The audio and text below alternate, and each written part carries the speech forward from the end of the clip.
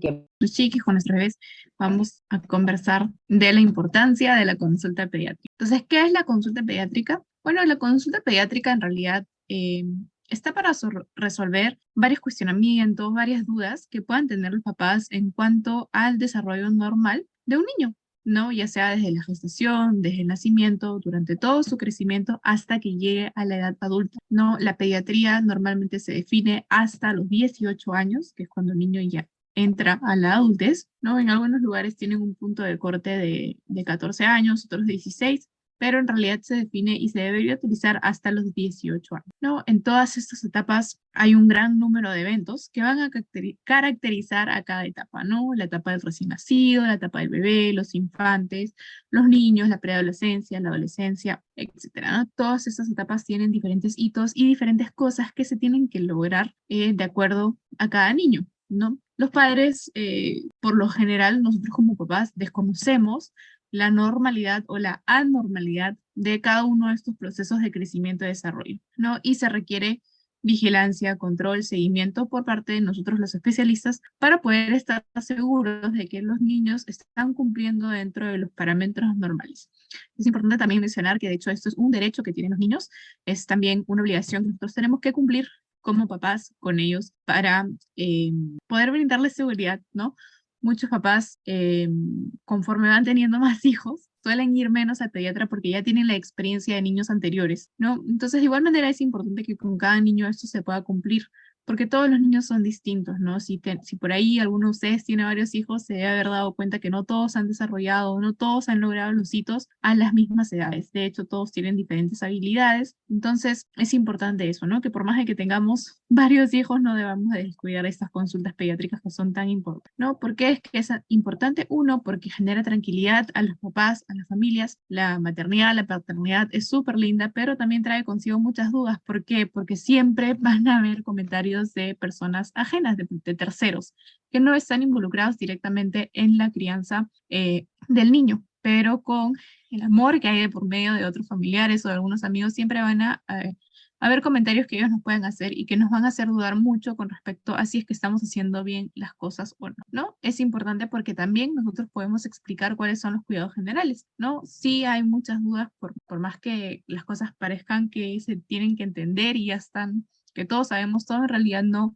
Hay muchas dudas de temas tan sencillos como cómo cambiar el pañal, cómo bañar al bebé, ¿no? Entonces, sí es importante que haya la consulta pediátrica, ¿no? Vigila el crecimiento y el desarrollo de los niños, perfecciona los hábitos alimenticios, es decir, instruimos a los papás para cuando se empieza la alimentación complementaria.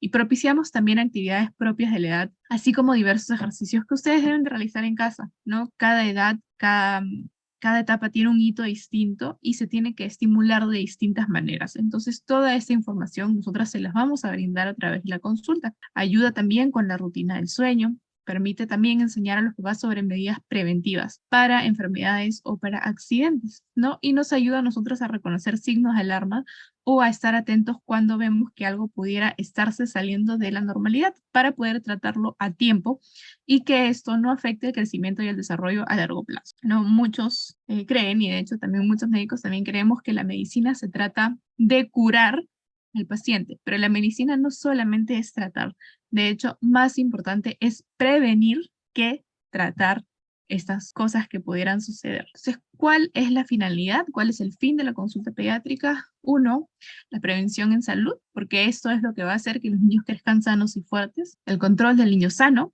que consiste en realizar consultas pediátricas planificadas desde el nacimiento del bebé para supervisar la salud y el desarrollo en general, ¿no? Gracias a esto nosotros vamos a poder detectar anomalías congénitas, factores de riesgo para la salud y otras cosas, ¿no? Y es importante que sepamos, como les decía, ¿no? La visita al pediatra no solamente se debe realizar si es que el niño está enfermo o presenta síntomas. La consulta pediátrica debe estar siempre porque hay muchas enfermedades, muchas cosas de fondo que a veces están ahí de manera silenciosa, ¿no? Que nosotros los podemos encontrar a través del examen físico, a través de la auscultación, ¿no? Que es el uso del estetoscopio y poder escuchar, examinar al niño. Entonces hay cosas que nosotros nos vamos dando cuenta. Entonces está básicamente en prevenir que sucedan enfermedades para poder tratarlas a tiempo. Entonces, para hablar de la consulta pediátrica, vamos a hablar del tema del CRED, que es el crecimiento y desarrollo, ¿no? El MINSA tiene una guía muy amplia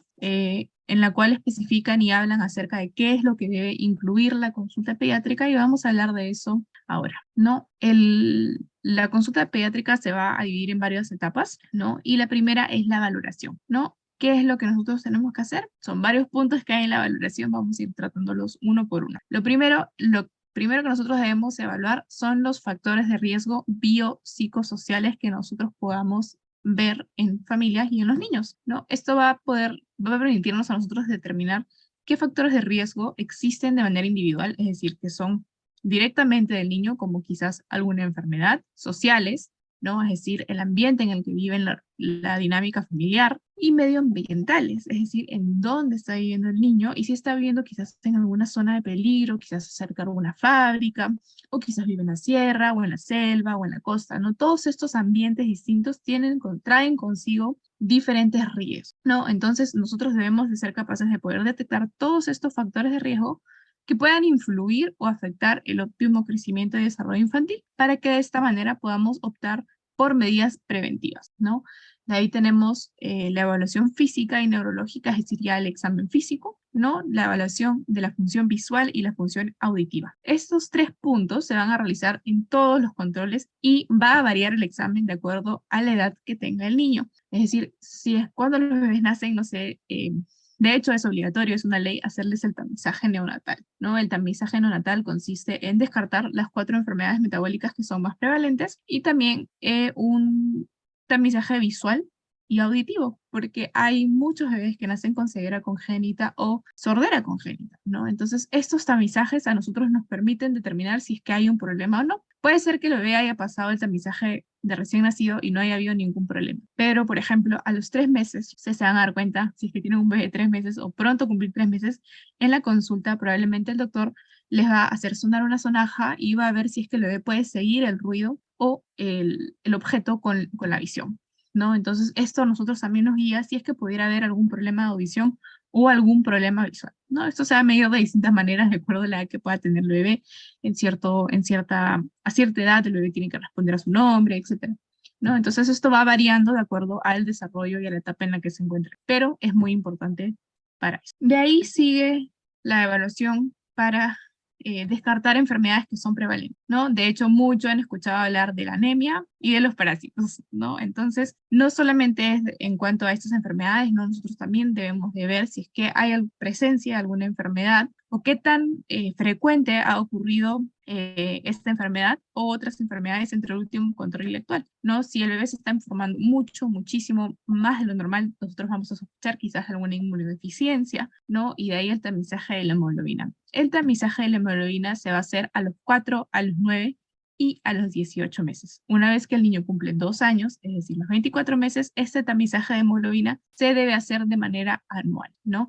El descarte de parásitos se va a hacer a partir de los 12 meses y también se va a hacer de manera anual, ¿no? Cuando hablamos de la norma técnica del MINSA en cuanto al CRED, hablamos de los primeros 5 años de vida. En la misma evaluación, nosotros vamos a evaluar el cumplimiento de el esquema de vacunación y de la suplementación con hierro. Entonces, vamos aquí a hablar un poco de las vacunas, ¿no? El bebé que nace, el recién nacido, dentro de las primeras 48 horas, debe recibir 2 vacunas. La vacuna de la BCG, que es el bacilo de Calmette-Guerin, que es una vacuna que va a ayudar a prevenir las formas graves de tuberculosis. No la tuberculosis pulmonar, sino las formas graves de tuberculosis, como la tuberculosis meningia, es decir, a nivel cerebral. Y de ahí la vacuna de la HBV, que es la vacuna contra la hepatitis B. Luego nos pasamos a los 2 meses. A los 2 meses los bebés van a recibir 4 vacunas por el esquema de vacunación. Van a recibir la primera dosis de la vacuna pentavalente. La pentavalente contiene 5, o sea, la vacuna de la pentavalente nos va a proteger contra 5 enfermedades: difteria, tétanos, tosferina, hepatitis B y meningitis por hemófilus tipo B, ¿no? Son estas 5 enfermedades. De ahí tenemos la primera dosis de la vacuna de la polio, ¿no? Esta es inyectable. Es importante que recalque esto porque la vacuna de polio viene en 2 presentaciones, inyectable y vía oral. ¿no? La vía oral se da después. Y la primera vacuna, y la primera dosis del rotavirus. El rotavirus es un virus que produce diarreas en los chicos, ¿no? Produce gastroenteritis vírica. Y de ahí también se va a dar la primera dosis de la vacuna antineumocócica, la famosa neumococo, ¿no? Esta vacuna nos va a ayudar a prevenir la neumonía, la meningitis y la otitis media causada por neumonía. A los 4 meses se van a dar la segunda dosis de estas mismas vacunas, es decir, la segunda dosis de la pentavalente, la segunda dosis de la poliomielitis, la segunda dosis del rotavirus y la segunda dosis de la antineumococo. De todas estas vacunas, todas son inyectables, excepto la rotavirus. La vacuna del rotavirus es una vacuna bioral, es decir, van a ver ustedes que la enfermera, el doctor les coloque las gotitas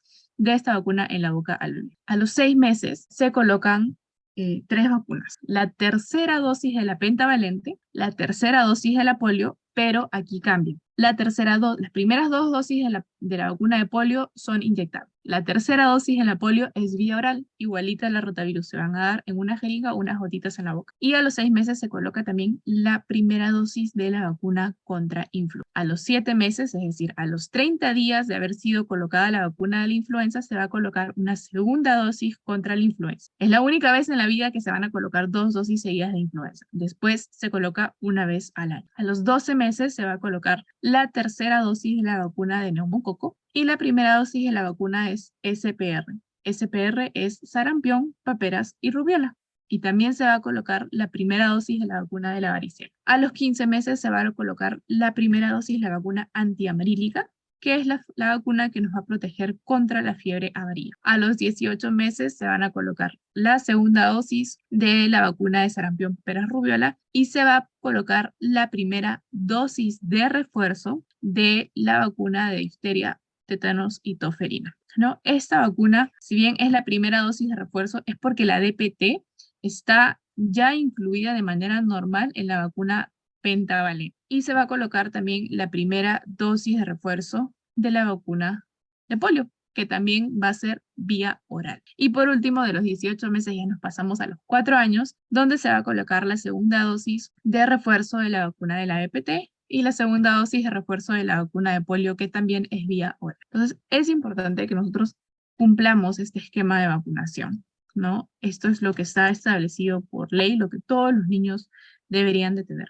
Hay una vacuna que no está en el esquema de vacunación que yo considero que es muy importante, que es la vacuna del meningococo. ¿Ya? El meningococo es una bacteria que produce meningitis en algunos niños y el problema en realidad está en las secuelas que puede traer la meningitis por meningococo. Entonces es importante que nosotros también conversemos con nuestros pediatras acerca de la posibilidad de colocarle esta vacuna a nuestros niños. Y de ahí, como les decía, esta parte también incluye el esquema de la suplementación con hierro. Hay 2 esquemas de suplementación con micronutrientes y con hierro, uno que se va a dar para bebés que son prematuros y otro que se va a dar para bebés que son nacidos a término. Cuando los bebés son prematuros, se les va a dar la primera suplementación con hierro a los 30 días, es decir, al mes de nacido. A los 3 meses se le va a volver a dar otro frasco de sulfato ferroso y nuevamente se les va a dar a los 5 meses. Una vez que empiecen la alimentación complementaria, se les va a dar las famosas chispitas o los sobres de los micronutrientes que contienen hierro, vitamina A, vitamina C, si no me equivoco, zinc, ¿no? Estos 4 componentes y las chispitas nosotros los debemos de añadir a las comidas de nuestro bebé. Eso se da un sobre al día y se coloca cuando la comida está tibia. Si nosotros lo estamos mezclando con la comida muy caliente, estos nutrientes se van a descomponer y ya no van a poder cumplir su rol, ¿no? Los niños deben de cumplir un consumo de 360 sobres de estos micronutrientes para que se considere que está bien suplementado con hierro y esto normalmente ocurre desde los 6 meses hasta los 18 meses, es decir, un año, ¿no? Un sobre al día. De ahí tenemos la suplementación con hierro para los niños que han nacido a término. Para los niños que han nacido a término, la suplementación con hierro va a empezar a los 4 meses, ¿no? Y a los 5 meses se les va a dar el segundo frasco. Luego, una vez que cumplan los 6 meses y se empiece con la alimentación complementaria, de igual manera que en los bebés prematuros se les va a dar los famosos micronutrientes, las chispitas, para que también se les dé por un año completo, ¿no? Es decir, 360 soles. De ahí seguimos en la primera etapa del control del niño, que es la valoración, ¿no? Y acá vamos a hablar un poco del tema de la evaluación del crecimiento y estado nutricional del niño, ¿no? Vamos a siempre medir y tallar al niño desde el nacimiento hasta que cumpla los 5 años. El perímetro cefálico se va a evaluar desde el nacimiento hasta los 3 años. ¿Por qué es importante el tema del perímetro cefálico? Porque nos puede guiar para poder diagnosticar cierto tipo de anormalidades, como por ejemplo hidrocefalia, macrocefalia o microcefalia, ¿no? Entonces es importante que nosotros tengamos estos valores de la circunferencia cefálica para que nos guíen también a descartar enfermedades. El punto 8 vendría a ser el tema de la evaluación del desarrollo. No, aquí hay 2 tests que se van a hacer de manera general. Es súper didáctico, en verdad, ni siquiera nosotros nos damos cuenta que el pediatra o el doctor lo está haciendo, ¿no? Tenemos la escala de evaluación del desarrollo psicomotor que se hace entre los 0 y los 2 años, y de ahí el test de evaluación psicomotriz que se da de los 2 a los 5 años. ¿Por qué hay este punto de corte? Porque por lo general los niños pequeños todavía no caminan, entonces se espera que hagan distintas actividades de acuerdo a la edad que ellos puedan. Si en casa nosotros tenemos nuestra cartilla, esta famosa cartilla del MINSA, vamos a ver que este cuadro está en la parte de atrás. Esto siempre va a estar en la parte de atrás de las cartillas del MINSA y es muy importante que nosotros este documento lo guardemos y lo llevemos a cada control, porque es aquí donde el pediatra va a registrar absolutamente todo. En la parte de adelante, el pediatra va a registrar los datos del bebé, ¿no? Va a haber un cuadro para controlar, para ir con el control del peso, otro cuadro para ir con el control de la talla y también hay una parte donde se va a colocar el control de las vacunas. Entonces, básicamente, este documento para nosotros es un resumen que nos va a ayudar y nos va a guiar para poder hacer una buena apreciación, ¿no? Este cuadro de atrás en verdad es súper largo. Si tenemos la cartilla en casa nos podemos tomar el tiempo, pero básicamente esto nos separa por meses las cosas o los hitos que nuestro bebé tiene que lograr de acuerdo a la edad que tiene. Entonces, tener en cuenta esto, ¿no? Ahí es bien largo, por eso no lo leo, pero, por ejemplo, algunos hitos que son los más importantes, a los 3 meses se considera que el bebé ya tiene que tener control cefálico, es decir, si nosotros lo levantamos, la cabecita debe seguir el mismo movimiento que el tronco, ya no se cae para atrás o para adelante, ya tiene la capacidad de poder soportar la cabeza, ¿no? Hacia los 5 o 6 meses el bebé va a aprender a sentarse, por lo general a los 7 meses ya va a lograr sentarse sin apoyo, alrededor de los 8 o 9 meses va a empezar a gatear, ¿no? Se espera que un niño camine en promedio entre los 12 y los 18 meses de vida, ¿no? Es un tiempo bastante amplio. De hecho, hay niños que caminan antes, hay niños que caminan desde los 9 meses, es relativo. Como les digo, cada niño desarrolla de una manera distinta, pero nosotros como pediatras vamos a poder identificar si es que ellos están todavía dentro de la normalidad o si es que ya consideramos que pudiera haber algún problema de fondo que requiera ser evaluado por otra. De ahí tenemos también el tamizaje de violencia y maltrato. Eso también se va a realizar en cada consulta. De hecho, no es algo que se pregunte directamente, simplemente hay signos y cosas que nosotros vemos en el examen físico o encontramos en el examen físico que nos puedan guiar acerca de la posibilidad de algún maltrato, ¿no? También actitudes que puedan tener los niños, ¿no? Este caso no solamente se va a manejar con nosotros, pero si nosotros sospechamos o vemos que pudiera haber, en realidad se trabaja en conjunto con un equipo multidisciplinario, ¿no? Y se ve con asistentes sociales, con psicólogos. Es un tema bastante amplio. Al día de hoy, felizmente, gracias a Dios, nunca me ha tocado vivir una situación así. Sí he visto, o sea, no casos míos, pero sí de personas conocidas que les ha pasado. Y sí son situaciones bastante complejas y sumamente tristes. Pero sí, es parte también de la consulta pediátrica, ¿no? La evaluación bucal, muchos papis piensan que en realidad el tema de los dientes se ve una vez que los bebés les salen los dientes o una vez que tienen los dientes ya completo, pero la evaluación bucal se debe en realidad realizar desde el nacimiento, ¿no? Los primeros meses de vida, cuando el bebé aún no tiene dientes, sí se les tiene que limpiar las encías, ¿no? Y esto se hace nos envolvemos, nos lavamos las manos primero, estamos con las manos bien limpias, nos envolvemos una gasita, la mojamos con un poquito de agua y le pasamos el dedo alrededor de las encías porque siempre quedan restos de leche. Una vez que salga el primer diente, ahí es cuando se empieza a lavar los dientes, ¿no? Y es importante que los niños también siempre tengan su consulta con odontología. Y sí, antes del año de edad y de ahí por lo menos una vez al año, ¿no? También evaluamos temas ortopédicos, la famosa displasia de cadera, vamos a ver la marcha, ¿no? Vamos a ver si las piernas están arqueadas, si no están arqueadas, el tema del pie plano.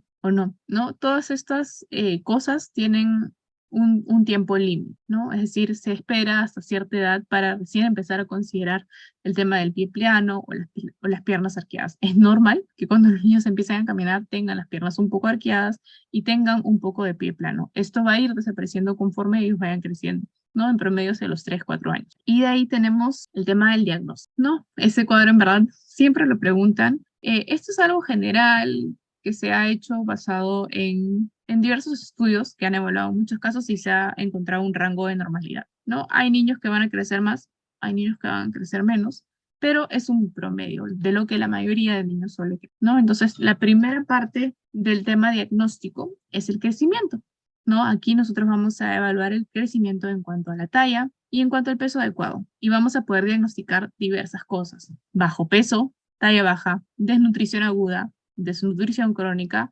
sobrepeso y obesidad, ¿no? Se estima que entre los 0 y los 3 meses los bebés crecen un promedio de 4 centímetros por mes, entre los 4 a los 6 meses un promedio de 2 centímetros al mes, entre los 7 y los 12 meses un promedio de 1 centímetro al mes, y entre el año y los 2 años crecen de 10 a 12 centímetros por año, o sea, es decir, siguen más o menos creciendo 1 centímetro al mes. Y entre los 2 y los 5 años crecen un promedio entre 5 y 7 centímetros de manera anual, ¿no? La ganancia de peso va a ser muy rápida los primeros meses de vida y esto va a ir disminuyendo a medida que pasen, ellos vayan creciendo, ¿no? De los 0 a los 3 meses, en general van a ganar entre 1 a 1 kilo 200 cada mes. Entre los 4 y los 6 meses van a ganar en promedio 800 a 900 gramos por mes. Entre los 7 a los 12 meses van a ganar en promedio entre 700 y 800 gramos al mes. Y entre el año y los 2 años van a ganar un promedio de 400, 450 gramos al mes. Una vez que ellos cumplen 2 años,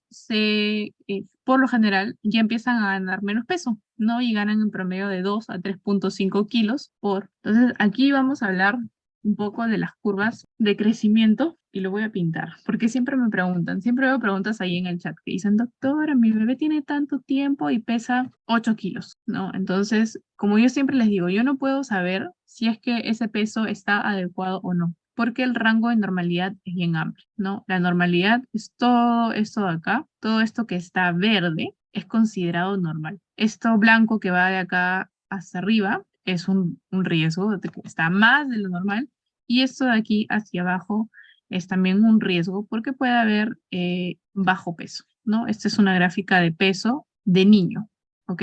La cartilla que yo tengo es de niño. Hay cartilla de niña porque es diferente en niño y en niña, pero para explicarles en líneas generales, en realidad no importa la cartilla que yo utilizo. Yo tengo un bebé que nació y me pesó 3,5 kilos, ¿no? Vamos a pintarlo acá. Está dentro de la normalidad. A los 2 meses me ganó 1,2 kilos, subió de 3,5 kilos a 4,5 kilos. Lo pintamos nuevamente, sigue creciendo. A los 2 meses ya pesaba 5 kilos, ¿no? A los 3 meses subió de peso nuevamente, pesaba 5,8 kilos, ¿no? Entonces, esta curva nosotros vemos que está creciendo. Quiere decir que el bebé está yendo bien y está creciendo de manera normal. Entonces, si yo tengo un bebé que en vez de hacer esto, o sea, nace con un peso, nace con los 3,5 kilos. Vamos a pintar en amarillo para diferenciar. A los 4 meses, al mes, perdón, sube ese 1,2 kilos y pesa 4,5 kilos. A los 3 meses pesa 5 kilos. Bueno, sí hizo, aumentó peso un poquito, pero aumentó. Y a los 3 meses nuevamente está en 5 kilos. Y a los 5 meses otra vez 5 kilos. 4 meses 5 kilos, 5 meses 5 kilos. Esta curva no está creciendo, se está haciendo plana. Y es aquí cuando nosotros descartamos un riesgo. ¿Por qué? Porque este bebé no está ganando peso. Entonces tenemos que ver qué es lo que está pasando para que este bebé no esté ganando peso. Y peor aún, si en vez de ganar baja el peso, ya ahí sí me asusta, ¿no? Es muy riesgoso cuando un bebé tan pequeño ya no gana. En vez de ganar, pierde peso. Así, aquí estas dos cosas son unos signos de alerta, ¿no? Entonces, siempre y cuando nuestro bebé vaya creciendo sano, es decir, esta curva vaya en aumento, nosotros tenemos que estar tranquilas. Entonces, y lo mismo sucede con la talla, ¿no? Cuando nosotros tenemos una talla también que se estanca, también nos debemos preocupar porque una talla que se estanca en realidad nos habla de una desnutrición crónica. La desnutrición aguda solo nos va a hablar de que esta desnutrición es reciente y que lo único que ha ocurrido es una baja de peso. Pero si esta desnutrición es crónica, no solamente va a haber una baja de peso, este niño va a dejar de crecer. Y esto es mucho más alarmante. Entonces tenemos que tener en cuenta eso también.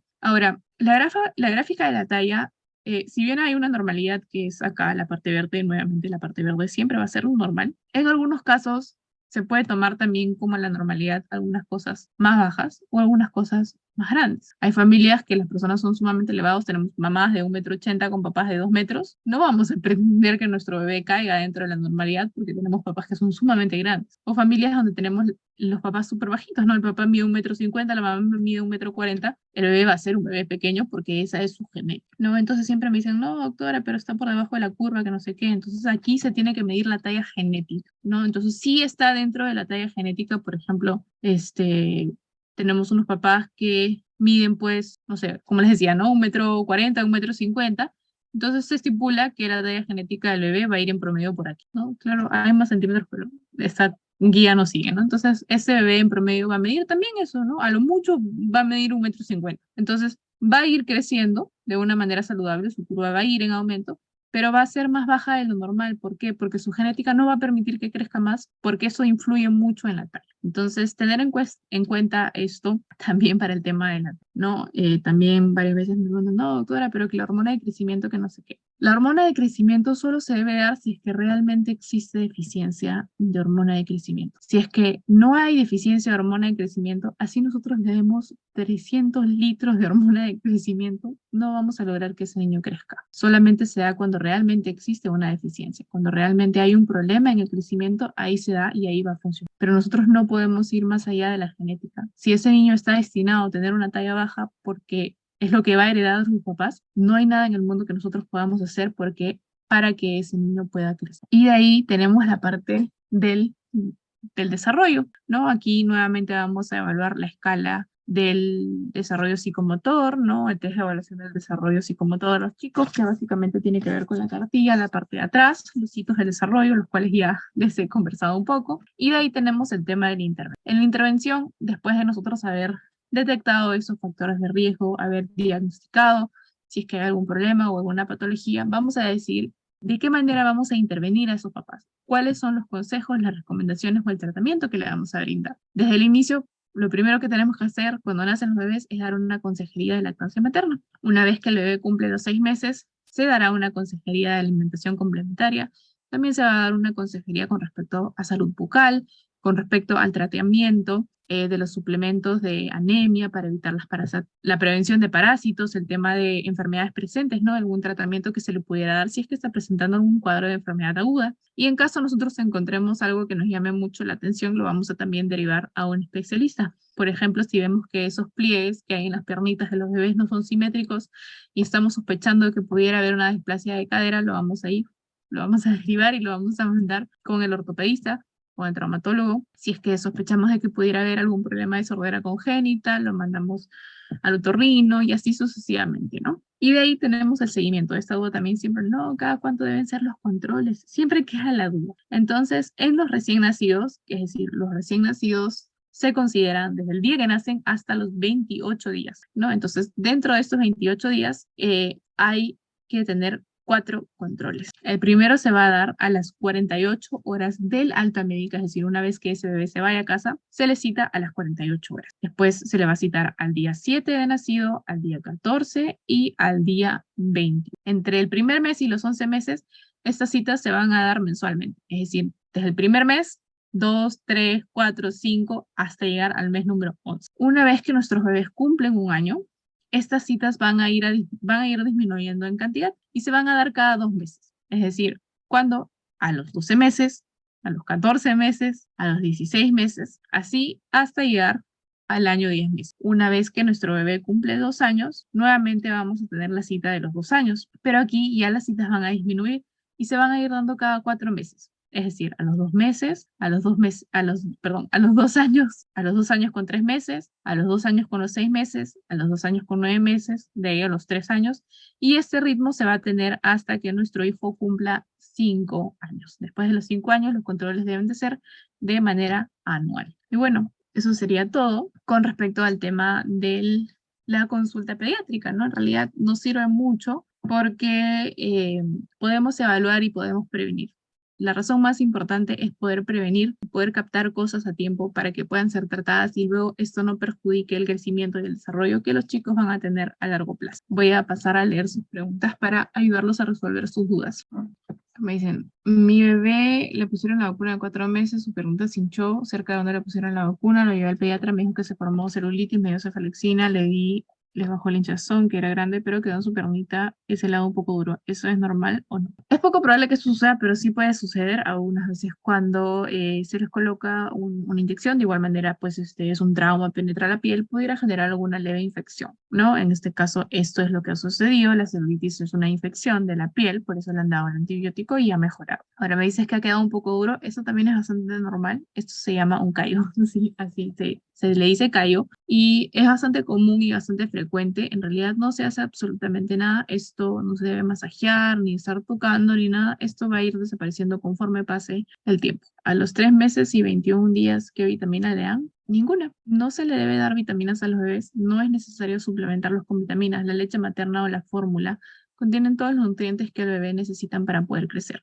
Ahora sí se le suplementa a los bebés con hierro, pero esto recién se da a partir de los 4 meses de vida en los bebés que han nacido a término y en los bebés que son prematuros se empieza a los 30 días. Por acá me preguntaron, ¿a los cuántos años se cierra la fontanela de un bebé? ¿Tiene que ser exacto a una edad? No. No tiene que ser exacto a una edad, como les digo, nada es absoluto. No es que el día que el bebé cumpla cierta edad se va a cerrar la fontanela. Por lo general, la fontanela posterior, la que está en la parte de atrás de la cabeza, se cierra entre el primer y segundo mes de vida. Y la fontanela anterior, que está por aquí, es la que se cierra entre el año y los 18 meses. Es un promedio, hay bastante tiempo para que esto pueda cerrar. Mi bebé tiene 7 meses, salió con hemoglobina 11, ¿es necesario seguir dando el hierro oral? Sí, está con una anemia leve y como les digo, la suplementación con hierro siempre se debe dar a partir de los 4 meses. Si es que hay un caso de anemia, como en este caso, sí, de todas maneras se tiene que tratar. Aún los bebés prematuros, aún estén bien de hemoglobinas, tienen que consumir el hierro, sí, porque el hierro se da de manera preventiva en los niños. ¿Qué pasa si la vacuna de la BCG se administró después? A mi bebé le pusieron pasando los 8 días, la protección es la misma. Sí, normalmente se debe colocar dentro de las primeras 48 horas, pero sí se puede colocar dentro de los primeros 28 días. Ya es completamente normal. De hecho, a veces no hay la vacuna y por eso se demoran. A mi hijo también le pasó lo mismo, creo que se la pusieron a los 7 días por ahí, pero la protección sigue siendo la misma. Y luego me preguntan, ¿a qué edad se debe colocar la vacuna del meningococo? En realidad, no hay un consenso específico. Por lo general se espera a uno de los meses que no se colocan vacunas para que se pueda colocar de manera aislada, pero recién a partir de los 2 meses de edad.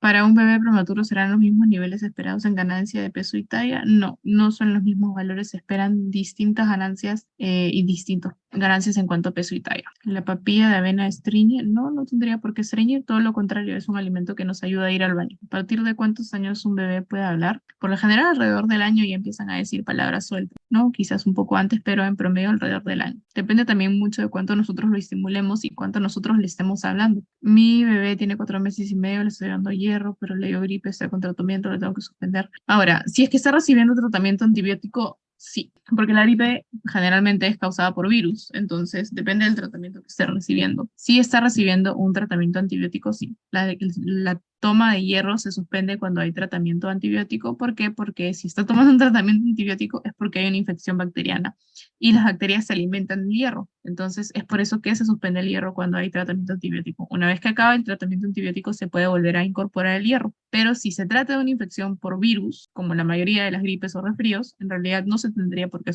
suspender. ¿Es posible el sobrepeso en los bebés con lactancia exclusiva? No, el sobrepeso, no se puede hablar ni de sobrepeso ni de obesidad en bebés que toman lactancia materna exclusiva. ¿Cómo sería la alimentación complementaria de un bebé de 6 meses que tiene como diagnóstico de alergia a la proteína de la leche de vaca? Simplemente no se le da lácteos, ¿no? No se les da ningún lácteos. De igual manera, los lácteos no se deben dar en los niños, ¿no? Los lácteos recién se deben empezar a introducir idealmente a partir de los 12 meses, ¿no? Antes de esta edad no se deberían de dar los lácteos. Lo único que tienes que hacer es no darle lácteos ni ningún derivado de lácteos. A mi bebé le salió zapullido en el cuello, en su control de primer mes le revisaron, me dijeron que es normal, pasaría solo, pero aún sigue. ¿Qué le podría aplicar? Esto es completamente normal. Los bebés son nuevos a este mundo y todavía la piel es bastante delicada y no se ha adaptado a lo que hay en este mundo. Entonces, en realidad, Sí, efectivamente va a pasar solo. ¿Qué se le da? Salvo que sea muy severo, se podría considerar algún tipo de crema o algo, pero para eso habría que verlo. Se recomiendan varias cosas. Uno, ropa de 100% algodón, nada de lanas, nada de peluches, nada sintético. Que el baño sea con algún jabón especial, no un jabón que sea hipoalergénico, que no contenga nada de perfumes ni químicos, ¿no? Y te puedes ayudar también, eso también sirve bastante. Los puedes cuando lo bañes, en una panty, o sea, en una media, en una panty, puedes poner eh, media tacita de avena y la amarras. Y esta agüita de avena también le va a ayudar a limpiar el tema del sarpullido. Es bastante útil. Yo también lo usé con mi hijo y el sarpullido suele durar, o sea, es muy común en los bebés porque son chiquitos, tienen un montón de rollitos y se acumula el calor y eso. Y tampoco sobreabrigar.